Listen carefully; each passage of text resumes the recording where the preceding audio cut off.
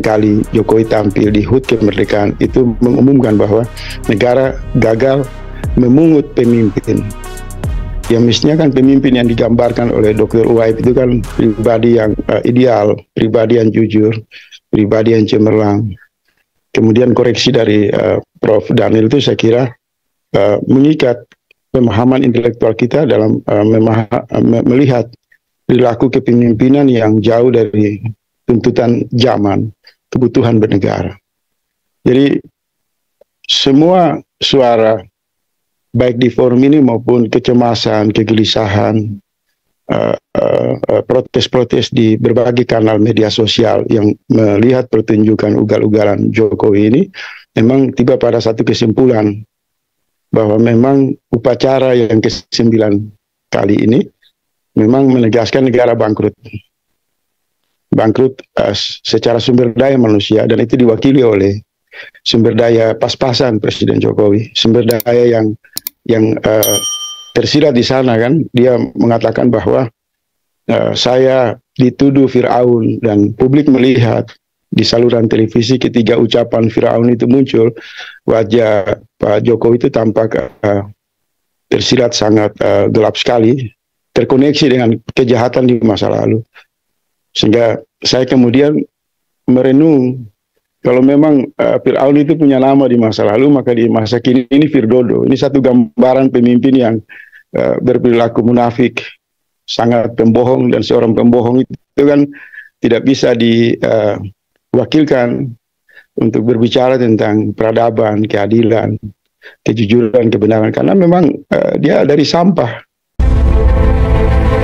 Welcome to your channel QNC, berdiri kokoh di tengah. Sebenarnya 9 kali ya, untuk 9 kali Jokowi tampil mewakili negara dalam konteks protokol negara, berpidato. Kalau kita melihat asal-usul kehadiran Jokowi masuk ke pusaran kekuasaan, maka jejak politik gorong-gorong dan ekspresi ketika dia memimpin sebagai presiden itu satu kesatuan. Jadi kalau publik melihat Jokowi dengan segala retorika, perilaku di ruang publik hari ini, maka itu hanya untuk menegaskan bahwa memang negara yang dibangun dengan cita-cita besar, dengan keinginan yang kuat, dengan prinsip-prinsip memperjuangkan proses peradaban, ini gagal menempatkan satu sosok yang berasal dari gorong-gorong, sehingga terjadi memang kontraksi. Dan sudah dijelaskan tadi itu semua paripurna oleh Prof. Daniel, oleh Dr. Uwaib, Mas Wahyudi. Semua gambaran itu menegaskan bahwa eksistensi, ekspresi, kualitas dari Jokowi memang mengalami kontraksi yang serius dari negara. Terlebih memang perayaan HUT kemerdekaan itu kan puncak dari protokol kenegaraan. Itu bagian dari instrumen politik negara.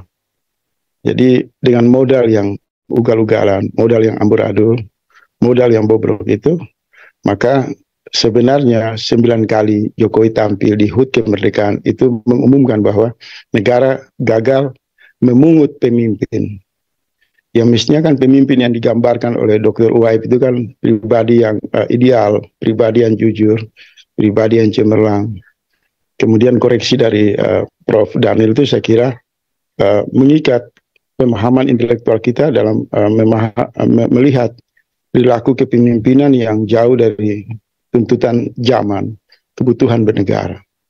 Jadi semua suara baik di forum ini maupun kecemasan, kegelisahan, protes-protes di berbagai kanal media sosial yang melihat pertunjukan ugal-ugalan Jokowi ini memang tiba pada satu kesimpulan bahwa memang upacara yang ke-9 kali ini memang menegaskan negara bangkrut.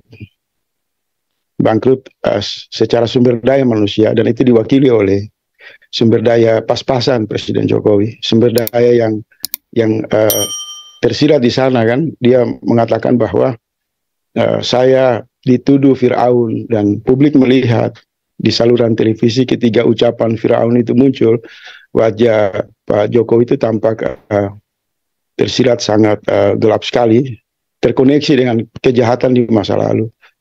Sehingga saya kemudian merenung, kalau memang Firaun itu punya nama di masa lalu, maka di masa kini ini Firdodo. Ini satu gambaran pemimpin yang berperilaku munafik, sangat pembohong, dan seorang pembohong itu kan tidak bisa diwakilkan untuk berbicara tentang peradaban, keadilan, kejujuran, kebenaran, karena memang dia dari sampah demokrasi liberal, dari permainan konstruksi kejahatan, politik transaksional, politik sekularisme.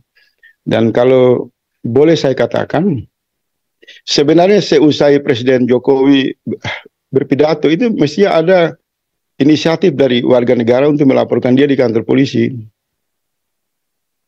Kenapa? Karena ucapannya itu tidak sejalan dengan tindakannya. Dia berpidato mengatakan misal tentang moralitas, kejujuran. Dia tidak punya moral dan dia tidak punya kejujuran. Dia tidak mencemaskan kehidupan bernegara yang semakin terjebak dalam wabah korupsi yang ganas, sumber-sumber kekayaan alam kita dirampok, utang luar negeri kita menumpuk. Mestinya saya berharap dan saya berdoa ada kaum intelektual aktivis datang ke kantor polisi terdekat melaporkan Jokowi dan menyerahkan semua pidato untuk diuji di kantor polisi. Apa benar ucapan dia itu sesuai dengan realita bernegara? Karena usai dia berpidato, hampir mayoritas suara di media sosial mengatakan pembohong, munafik. Semua yang Anda bicara itu bertentangan dengan realita, dengan situasi yang terjadi. Nah, kalau misalnya seorang tokoh kritis berbicara dinilai oleh kekuasaan bertolak belakang dengan kenyataan, maka mereka akan melaporkan ke kantor polisi. Nah, harus ada juga timbal balik kalau presiden yang kerjanya berbohong, munafik, kemudian hanya 9 kali menggunakan pakaian adat yang tadi dibilang Mas Wahyu itu bagus, memberi kesan diskriminasi terhadap adat-adat yang lain kan, itu juga masalah. Jadi saya kira semua koreksi, kritik tajam dari para kaum intelektual senior saya, Prof. Daniel, Dr. Uwaib, Mas Wahyudi itu terwakili. Hanya saya mau izin berbicara sedikit begini. Pertama, saya bersyukur sebagai individu yang hidup di negara ini. Hanya 2 kali ikut upacara, dan itu di zaman sekolah dasar, SD, kelas 5 sama kelas 6. Jadi saya sungguh-sungguh bersyukur tidak pernah mengikuti satu protokol atau upacara yang serius. Bayangkan kita berdiri di matahari panas menghormat bendera. Kita disuruh nyanyikan lagu kebangsaan. Tapi pada kenyataan penyelenggaraan kekuasaan itu selama dan hampir sekarang ini ya, terjadi pada 70 tahun ini mengalami kemerosotan, kebangkrutan, menggilas kehidupan banyak orang. Jadi secara pribadi saya bersyukur sama Allah hanya karena dipaksa ikut upacara HUT kemerdekaan hanya 2 kali. Selebihnya setiap kali ada pidato baik di era rejim Soeharto maupun apalagi masa pemerintahan reformasi itu saya instruksikan di rumah matiin televisi itu. Karena saya udah bisa berkesimpulan akan hadir di sana Firdodo yang berbicara dengan bahasa penipuan saja. Kebohongan yang intinya hanya menghabiskan uang negara. Pertunjukan HUT kemerdekaan dari tahun ke tahun itu hanya untuk menghabiskan uang rakyat, hanya membuat rakyat terluka. Terlebih semua perangkat, semua fasilitas, semua kegiatan yang mereka lakukan itu sangat super mewah. Jadi kalau Jokowi mengatakan satu kata yang sangat sakral, yang menggambarkan kejahatan, misal Firaun, memang praktek penyelenggaraan HUT kemerdekaan itu gambaran dari perilaku pesta-pesta kaum materialisme, hedonisme, di tengah derita rakyat yang sangat banyak. Dan dari tahun ke tahun kita melihat para penyelenggara negara, mereka tampil di televisi dengan pakaian-pakaian mewah, makanan-makanan enak, dengan seluruh dansa, pesta, diasporanya di hadapan rakyat yang sangat miskin. Jadi mau bicara peringatan kemerdekaan apa? Mereka memperingati perbudakan dalam konteks kekuasaan negara yang semakin amburadul, semakin jahat kepada rakyat. Nah, ini bahasa rakyat, bahasa yang memang sebagai seorang kritikus harus bicara itu. Oleh sebab itu sering saya merenung, kita ini membuat satu negara yang membuat bangkrut sisi kemanusiaan kita. Karena dari sudut pemahaman dan keyakinan keislaman saya, Allah sangat meninggikan derajat individu manusia. Diposisikan sebagai pemimpin, khalifah di muka bumi. Diberikan alam semesta yang begitu luas dan kaya. Kemudian karena faktor manusia hidup bersosial, kemudian memilih konsensus bernegara, dan negara dan keyakinan keislaman kita itu menjadi kontraksi. Sebenarnya kalau ada satu sistem pendekatan politik untuk membubarkan negara melalui cara-cara yang damai, saya mendukung. Karena ini tidak dipertahankan lagi. Organisasi ini sudah dibajak oleh segelintir orang untuk memperkaya kehidupan mereka, memuluskan seluruh praktek mafia, praktek kejahatan korupsi, praktek penindasan dan penghinaan terhadap kehidupan manusia. Jadi kalau mau serius berbicara dalam konteks mengevaluasi negara, di mana puncaknya adalah evaluasi kemerdekaan, maka kita harus berani mengatakan ini operasional negara, sistem, perilaku kepemimpinan ini jauh dari sudut pandang Islam yang mengagungkan manusia, dari sudut pandang tauhid di mana derajat manusia ditinggikan namun direndahkan dengan sistem bernegara seperti ini. Jadi misal begini, kalau kita bicara prinsip kemerdekaan, kita tidak pernah merdeka. Karena dalam Islam itu kita diikat 9 kali bersahadat setiap hari mengatakan tiada Tuhan selain Allah dan Rasul adalah utusannya. Melalui proses sholat. Dan kita terus-menerus mengikuti seluruh anjuran Allah dan Rasul. Maka pengertian merdeka adalah mereka yang hidup dalam bimbingan ilahi. Nah, kalau merdeka dalam bimbingan negara, hari ini negara tidak membimbing rakyatnya untuk merdeka.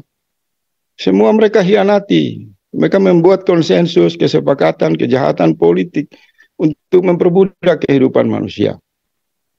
Jadi, setiap kali hadir acara kemerdekaan, peringatan kemerdekaan setiap tahun, saya pribadi itu tersobek-sobek melihat perilaku hedonisme yang ditampilkan para penyelenggara negara. Menunjukkan bahwa pengorbanan mayoritas umat Islam menghadirkan negara untuk memuliakan manusia, kemudian dibajak oleh pendekatan sekularisme, pendekatan liberalisme, penghambaan terhadap materialisme. Maka upacara-upacara itu sebenarnya bagian dari ekspresi Fir'aun saja. Ekspresi para orang-orang jahiliyah. Kalau serius kita mau bicarakan, negara ini mayoritasnya Islam, sumbangan pajaknya dari partisipasi masyarakat Muslim. Mereka berkontribusi untuk kemerdekaan. Tapi saat puncak hari peringatan perenungan kemerdekaan sebagai satu kontemplasi nasional, kemudian Presiden tidak menunjukkan wajah keislamannya. Takut di hadapan Allah, takut di hadapan orang-orang beriman, takut di hadapan para leluhur yang mengorbankan darah, air mata, berjihad untuk membangun tanah dan air untuk kemerdekaan anak cucunya. Jadi kalau dari dimensi tauhid, apa yang kita lihat di televisi tentang pertunjukan secara nasional dilakukan oleh Presiden Jokowi dan para pembantunya, ini jauh lebih biadab, jauh lebih bajingan dari Fir'aun. Mereka mengkhianati keyakinan, keimanan mayoritas umat Islam di Indonesia. Seolah-olah umat Islam tidak terkoneksi dalam bahasa-bahasa mereka, perilaku-perilaku mereka. Mestinya kan Jokowi itu menyampaikan permohonan maaf kepada seluruh umat Islam sebagai pembayar pajak terbesar di Indonesia, di mana kepemimpinannya tidak berhasil menegakkan prinsip-prinsip negara secara manusiawi. Korupsi tumbuh di mana-mana. Rakyat ditindas dengan alat-alat kekuasaan secara semena-mena. Utang luar negeri ini dibuat, nanti bebannya adalah ditanggung oleh mayoritas umat Islam. Mestinya pidato Jokowi itu adalah pidato yang menegaskan sebagai makhluk manusia yang memimpin manusia yang telah melakukan kejahatan.